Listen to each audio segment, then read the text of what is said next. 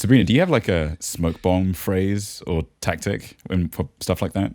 Like for getting people away. Yeah, I was like smoke bomb phrase. Like for getting people out of your business. Like if I ever had like a first date or something with somebody and like you could tell like immediately that like it wasn't gonna click, I would like maybe 20 or 30 minutes in, I would be like, oh, I'm so tired. I woke up so early this morning. I'm so sorry. I'm not normally like this, I swear. And then I'd go home.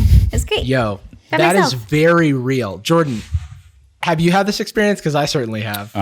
From any perspective? Yeah, like have you ever... So the thing is, like, you know, Sadie and I met on like an online date. And a thing about online dating is that nothing can approximate the real world meeting experience. So despite like what you think you know about this person, somehow in the first like, I don't know, 5 seconds, you have a read and then you're like...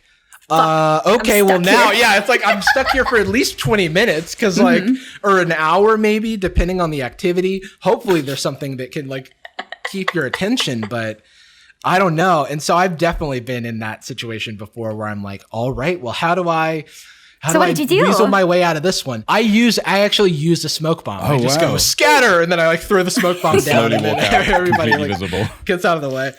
No, I think usually I'm very non-confrontational. And so I think that I like suck it up for a bit. I do say something along the lines of, well, I've got to get going. But like, and then I try to conceal the fact that if I had been really into them, we would have hung out for longer. I try to, you know, it's like, well, that's the time I've allotted for dating. It's roughly 35 minutes. I assume that I'll be able to find my soulmate within this window. I mean, you don't go home at 8 p.m. I mean, I do. Standard. I go to bed at 8 p.m. I wake up at 3 a.m. and then I meditate for an hour and do all these other things. And then at 8 a.m. I'm ready to start my day. And that's why I'm so tired. Oh, I'm so sleepy. Oh, when do you want to meet again? Don't say Friday, Thursday. I'm dead that day. Oh, I'm busy that day. I know you didn't finish saying the day, but I am busy. That is actually, I'm anticipating. The day ends with Y? Oh, I'm busy. Oh, damn. It's a day? It's one of those days? You want to do it on Pacific time? That's no good. I actually sort of... I can't do any Pacific. I'm more an Atlantic time kind of guy. Yeah. And which is crazy because I actually like your personality and it doesn't make me uncomfortable being around it. Not at all. Yeah. If the circumstances were different, meaning that I was into you, I would love to hang out for longer. Yeah. I'm the kind of person that even when I'm very enthusiastic about something, I'm very measured with my time. If I meet somebody and I'm really into them, I will still maintain a strict schedule and I won't compromise other parts of my life. Yeah. If I take a bite out of a cheesecake that I love, even if I love it, I put it away. I put it away for later because this is tastier. Even if I love something, I'll never have any ever again. Wow, you guys are healthy with your habits. Look at you. Yeah. We're everything in moderation. Yeah, we're official mods. I have a very similar approach. I'd like to think of myself as somebody that would be more active in the moment of like, okay, well, this is, hey, I better, is that the time? And I'm just looking at the ground. Is that, well, that's wild. Is this a road? Do you know that? A cop car goes by and it's like, oh, a crime. I gotta get going. Put on a cape.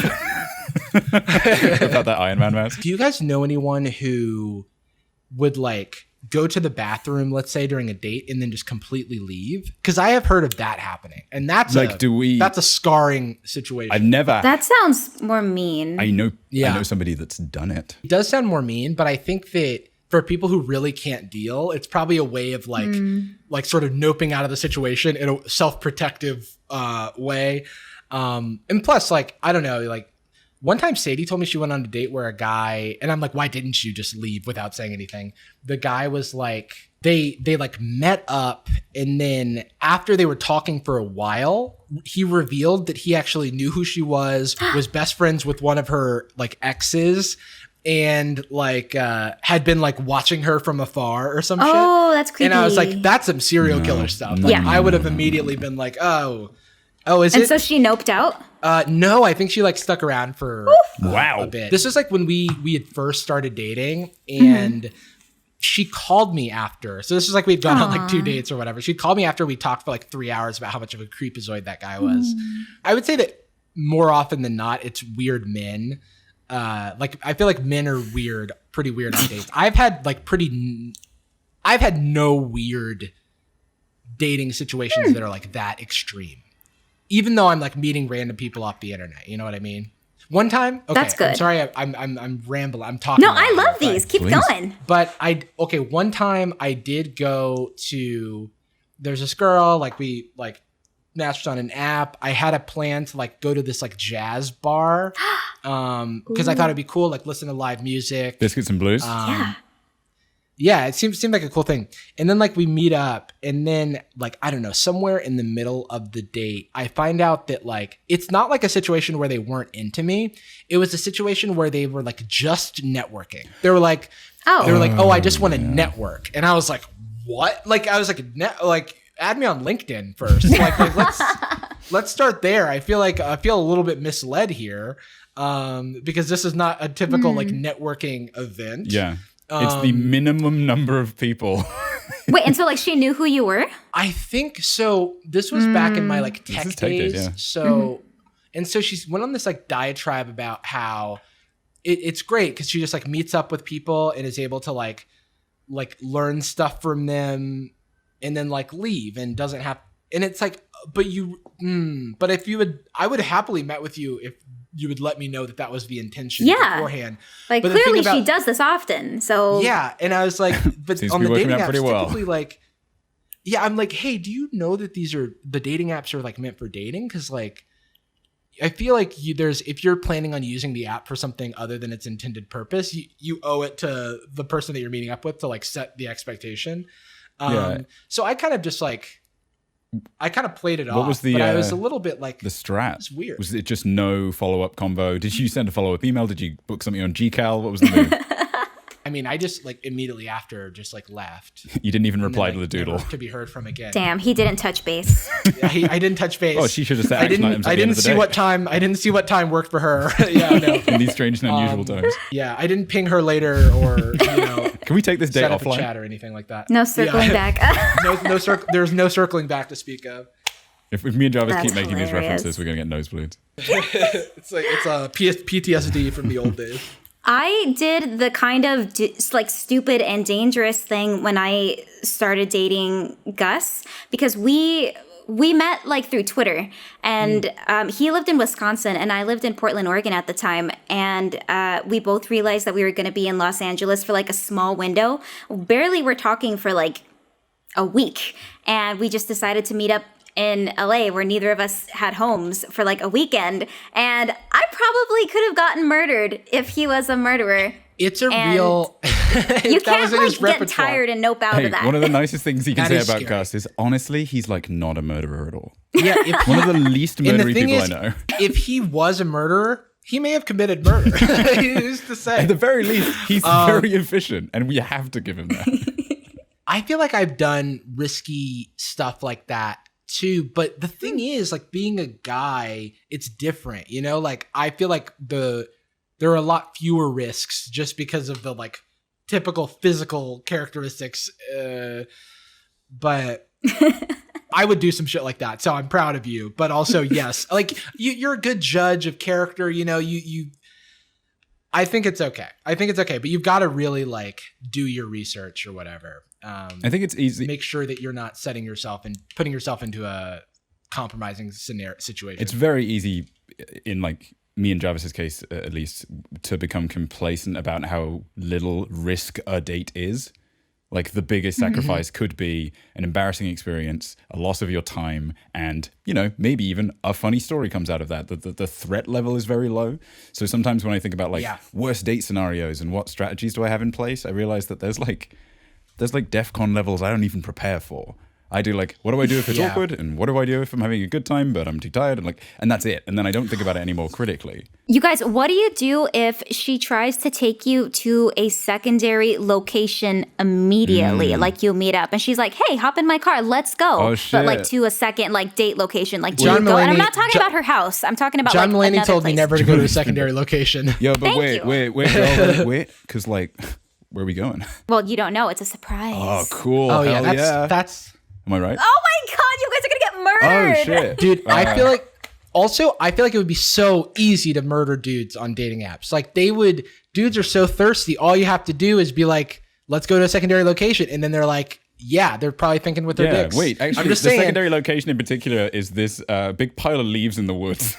You need to go and step on that to really see it. I think that was happening for like a little bit with Grindr, though. I think a man there have been a few like murders on Grindr that way. Jesus. Wow. That is scary. And that's why, everyone should understand the PSA for this is everyone understand the risks of dating online, meeting someone sight unseen. Make sure to, tell friends where you'll be, meet in a public location. Yes. Yeah. Create contingencies for yourself. The really obvious ones are having a friend that can call you for a quote emergency if you need them to, etc. I don't know if there's like, is that like I know if you get in an Uber, you have a series of security options now. Like, hey, I do like those. Is there an equivalent for your Tinders? Hey, by the way, it's Dad. What's the latest with the Tinders? Can you do a Tinders online now? Yeah, what's that should be like a cool date idea. I think you can do that with like Google Maps or something, or there's an app where you can give like certain contacts like your GPS location. So if some reason like they can always track you. So it's cool. Like, okay, that could be good. Yeah, I like that. I mind that. Oh, I just remembered another story about someone leaving a date. What happened? What was this? It's like Valentine's Day? Oh no. I think it was Valentine's Day. This Valentine's Day. Sadie and I had already been dating. We were just hanging out. What's up? Wait, what, Jordan? Cracked me up. It was Valentine's Day. It's like, to leave somebody on Valentine's Day, like that's just gonna extra hurt. No, so this was something that like Sadie and I were witness to.